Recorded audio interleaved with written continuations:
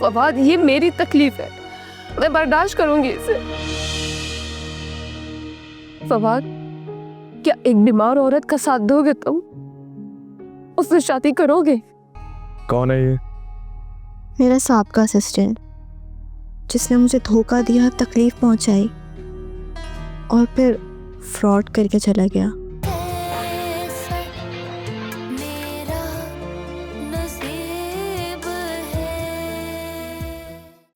तुम याद आते हो। अब देखो, याद आ रही थी तुम्हारी तो बुला लिया ना।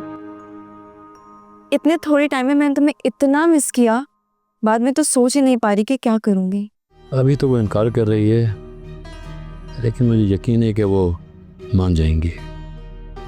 क्यों नहीं मानेगी? उसे अपनी जान भी तो अजीज है। अच्छा प्लीज जल्दी से बताओ ना, क्या बात है? राबिया जी हार्ट पेशेंट है। व्हाट?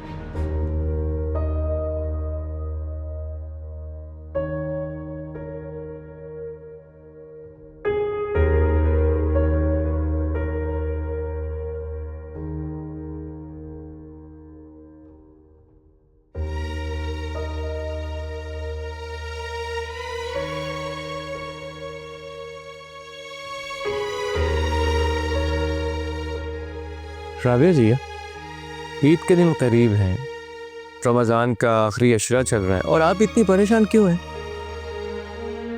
क्या मैं इतना हक रखता हूं कि आपसे पूछ सकूं? आखिर ऐसी कौन सी बात है जो आप मुझसे छुपा रही हैं? फवाद, कुछ बातें बताई नहीं जाती, तुम्हारा ना जानना ही बेहतर है। फिर ये तो आप मेरे साथ ज्यादती करेंगी। फवाद प्लीज, तुम मेरे बारे में इतना बदगुमान ना हुआ करो।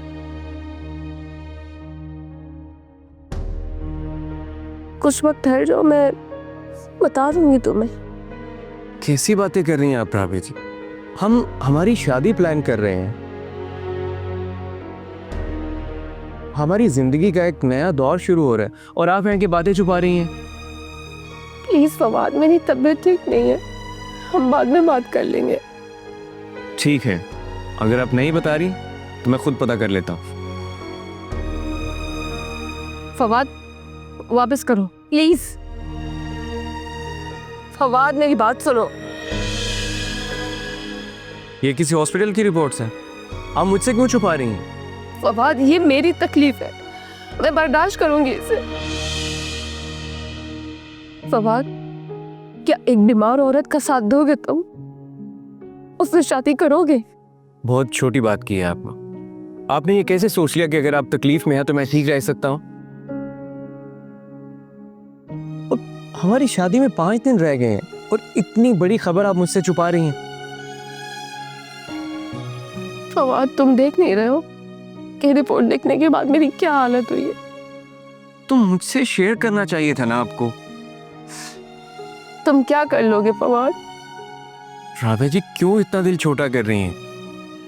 पहले हर हालत में आपके साथ रहने का फैसला किया है। हर बीमारी का इलाज होता है, इसका भी होगा। अगर कोई ऐसा मसला था तो आपको मुझे बताना चाहिए था। आप खुद हॉस्पिटल चली गई। फवाद, मुझे आइडिया नहीं था कि ऐसा मसला होगा। मैं तो अपना रूटीन चेकअप के लिए गई थी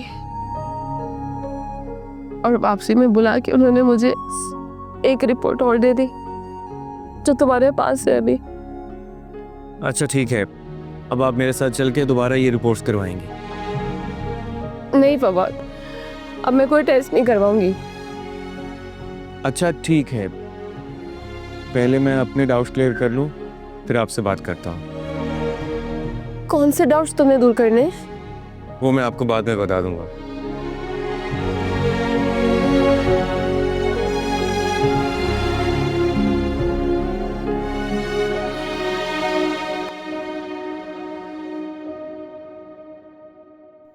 डैड, आपने क्यों बुलाया मुझे? मैं नहीं आना चाहती थी यहाँ। क्या हो गया मिनल बेटा, इतना जज्बाती क्यों हो रही हो? अभी मुझे रुखसार ने बताया कि तुम मुझसे नाराज हो। डैड, आपने उससे पूछा कि मैं क्यों नाराज हूँ? जब वो एक दफा बोलना शुरू करती है तो उसकी जबान पे कंट्रोल ही नहीं रहता। और ऊपर से जो उसके मसाइल हैं, मैं उसके साथ नहीं चल सकती। देखो मिनल बेटा, जिंदगी में हर तरह के लोग मिलते हैं। क्या तुम हर एक से नाराजगी मोल लेती रहोगी? और अगर तुम्हें जिंदगी मौका दे रही है तो इसको हाथ से मत जाने दो। लेकिन डैड, मैं अपना ज़हनी सुकून बर्बाद नहीं कर सकती। और आप तो ऑफिस में काम करने पर राजी हो गए थे ना, तो फिर मुझे क्यों बुलाया यहाँ पे? मनाइल, तुम बात को बिल्कुल ठीक समझ रही हो, लेकिन मैं इस वक्त रुखसार की नाराजगी मोल नहीं ले सकता। और यहाँ हर तरह के लोगों से तुम्हें वास्ता पड़ेगा। तुम्हें खुद को मजबूत करना होगा। और अगर तुम ये काम फवाद की वजह से छोड़ियो तो ये तुम्हारी सबसे बड़ी बेवकूफ़ी है। डैड, आप तो खुद चाह रहे थे कि मैं यहाँ काम ना करूँ, तो फिर अब क्या हुआ? सीधी सी बात है बेटा, इसकी इन्वेस्टर रुखसार है। समझो ये उसी का प्रोजेक्ट है और वो तो हमें एक फेवर दे रही है। मुझे नहीं चाहिए ये फेवर। ठीक है बेटा, अगर तुमने टीम के साथ काम करना है तो मैं फवाद की रिप्लेसमेंट दे देता हूँ। नहीं, इसकी कोई ज़रूरत नहीं है, मैं जा रही हूँ। सुनो बेटा, नहीं बेटा, तुम्हें समझ नहीं आ रही। तुम यहाँ रह के काम करो। आओ तुम रुखसार से बात करो। अब तुम इसे मेरा हुक्म समझो या मेरी रिक्वेस्ट। लेकिन डैड। बेटा, मैं कोई बात नहीं सुनूंगा। चलो अंदर, प्लीज चलो अंदर। मनाहिल,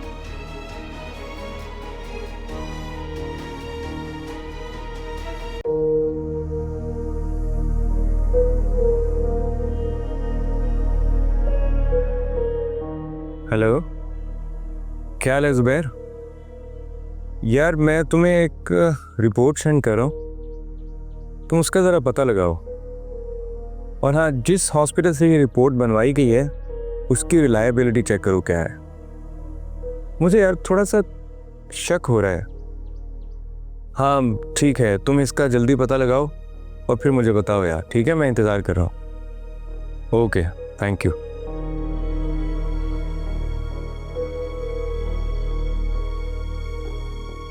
देखो मनाल बेटा, तुम इसको ऐसा समझो कि तुम यहाँ ट्रेनिंग पर हो और आखिर कुछ तो बर्दाश्त करना पड़ेगा।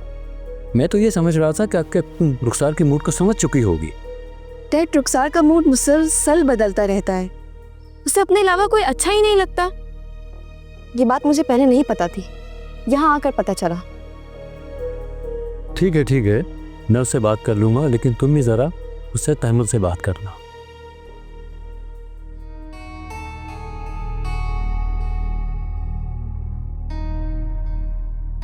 मनाहिल, अगर तुम्हें मेरी कोई बात बुरी लगी है तो मैं माफ़ी चाहती हूँ, पर प्लीज़ मेरी मजबूरियों को समझो। मैंने तुम्हें खुद बुलाया है यहाँ, तो तुम उस फवाद की वजह से मुझसे क्यों मूड ऑफ कर रही हो? ऐसा कुछ नहीं है। मनाहिल, तुम्हें तो अभी बहुत आगे जाना है, अपना करियर बनाना है। लेकिन अगर तुम्हें फिर भी लगता है कि तुम काम को अपनी सोच के हिसाब से लेकर नहीं चल सकती, तो ठीक है, मैं तुम्हारे काम में दखल नहीं दूंगी। तुम अपनी मर्जी से अपना काम कर सकती हो। रुखसार, मुझे काम के हवाले से कोई इशू नहीं है। जो चीज़ मुझे तंग कर रही है वो है तुम्हारा रवैया। मनाहिल, प्लीज़ डैड, मुझे बोलने दें। अगर हमें साथ में काम करना है तो इसे मेरी सुननी पड़ेगी। मनाहिल, तुम बात कर सकती है, मैं सुन रही हूँ। इकरार से तुम्हारा क्या ताल्लुक है? अब नहीं है क्या? फवाद के बारे में तुम क्या सोचती हो?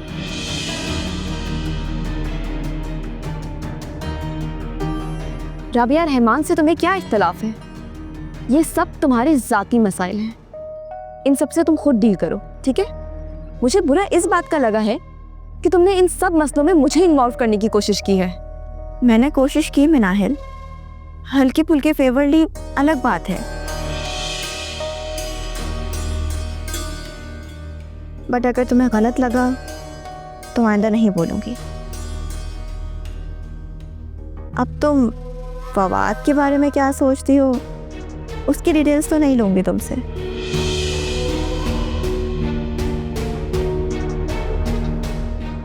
लेकिन अगर तुम्हारे सेंटिमेंट्स हैं उसके लिए तो मनाहिल तुम्हें अपने डैड को बता देना चाहिए।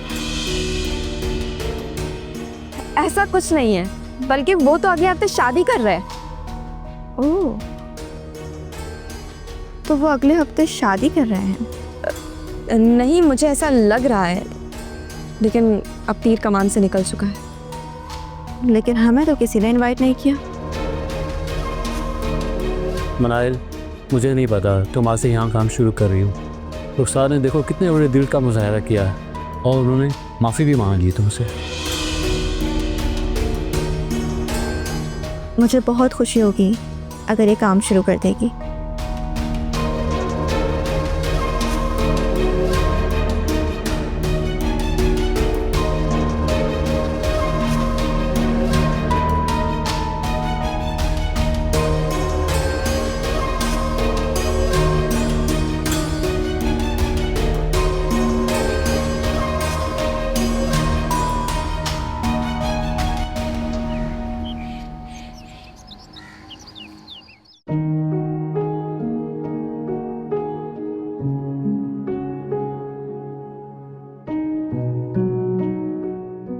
राबे जी, मैं आपको कुछ नहीं होने दूंगा। मैंने हर हाल में आपके साथ रहने का फैसला किया है। हर दुख में, हर सुख में, हर बीमारी में। फवाद, एक बीमार औरत हूँ। मेरी हेल्थ कॉम्प्लिकेशंस कभी भी बढ़ सकती हैं। मैं तुम्हें अपने साथ क्यों तकलीफ दूं? तुम्हारे सामने तो पूरी लाइफ है। तुम तरक्की कर सकते हो, प्रोग्रेस कर सकते हो। प्लीज तुम अपनी लाइफ को मेरे लिए जाया मत करो। तुम्हारे मिलने से पहले मुझे किसी पे भी एतबार नहीं था फवाद। सब बुरा लगता था मुझे। तुमने मेरा गुस्सा बर्दाश्त किया, मेरा गुरूर बर्दाश्त किया। मैं बार बार धुतकारती रही, लेकिन तुमने बर्दाश्त की। तुम बहुत अच्छे इंसान हो।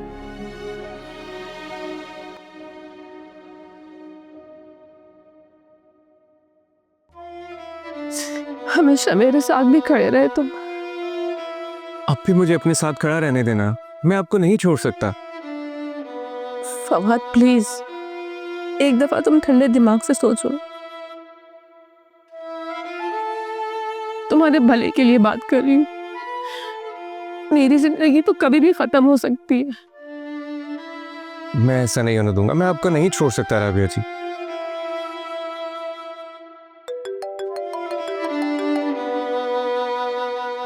जाओ बात कर लो। किसी को फोन पे ज्यादा इंतजार नहीं करवाते।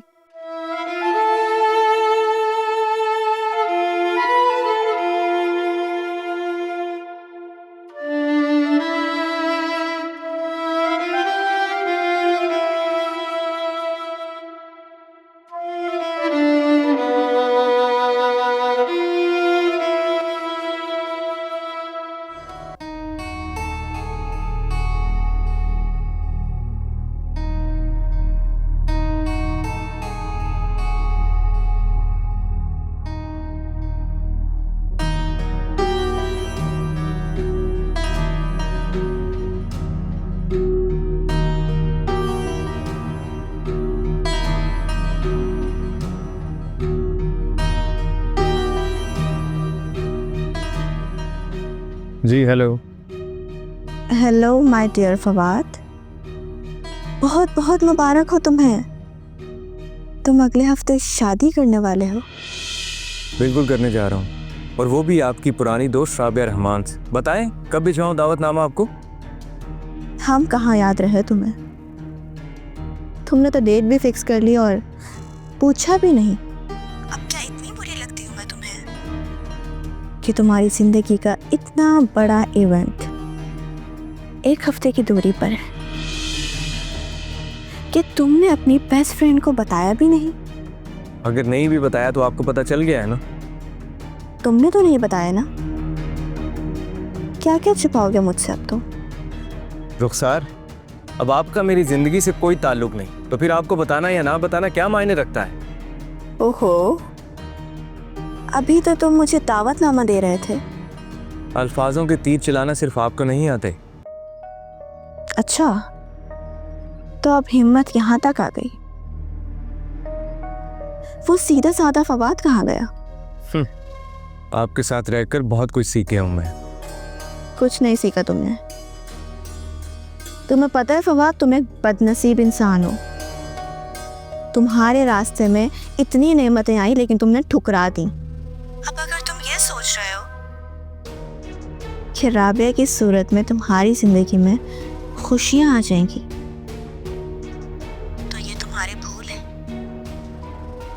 तुम बिल्कुल खाली हाथ रह जाओगे। पछतावे के अलावा कुछ नहीं बचेगा तुम्हारे पास। मत करें फिक्र मेरी, कोई पछतावा नहीं रहने दूंगा मैं। आप सिर्फ अपनी फिक्र करें।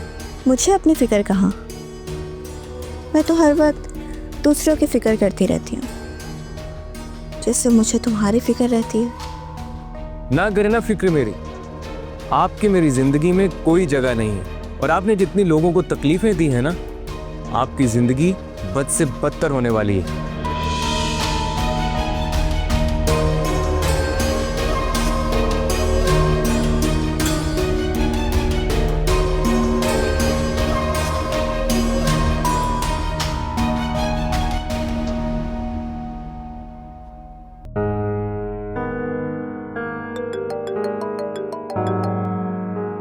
हेलो,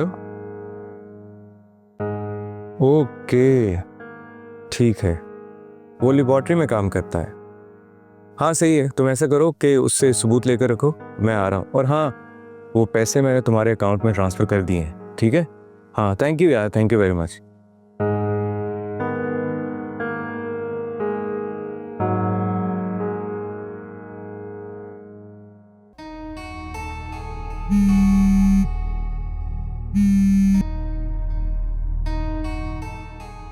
कौन है ये?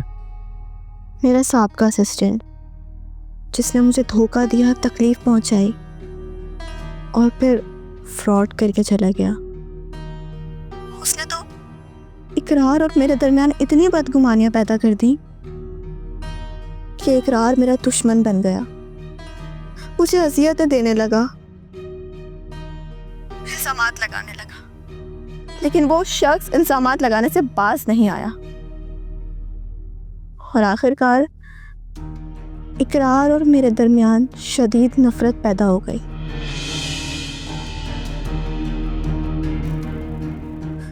सालार, तू मुझे रोज मारता पीटता था, लेकिन अब भी ये मेरे खिलाफ बातें करना बंद नहीं कर रहा। नमक मिर्च लगाकर गैर इखलाकी इल्जामात लगा रहा है मुझ पर। सालार, मैं इस घर में इतनी अकेली हो गई हूँ, मुझे डर लगने लगा है अब। रुखसार, माजी में जो कुछ हुआ उसके बाद सब कुछ मैंने छोड़ दिया और अब इस सिलसिले में मैं तुम्हारी कोई मदद नहीं कर सकता, और वो भी सिर्फ दोस्ती की खातिर।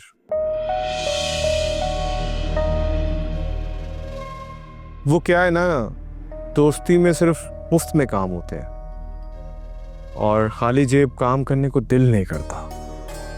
सालार, मैं तुम्हें इतने पैसे दूंगी कि तुम खुश हो जाओगे।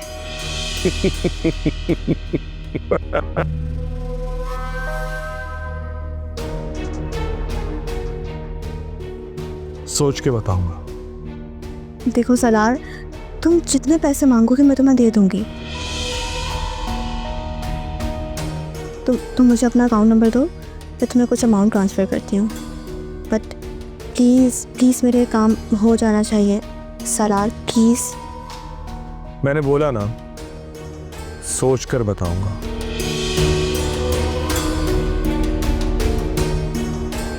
अब वो पहले वाला सलाह नहीं जो तुम्हारी एक आवाज पे चला आएगा, समझी?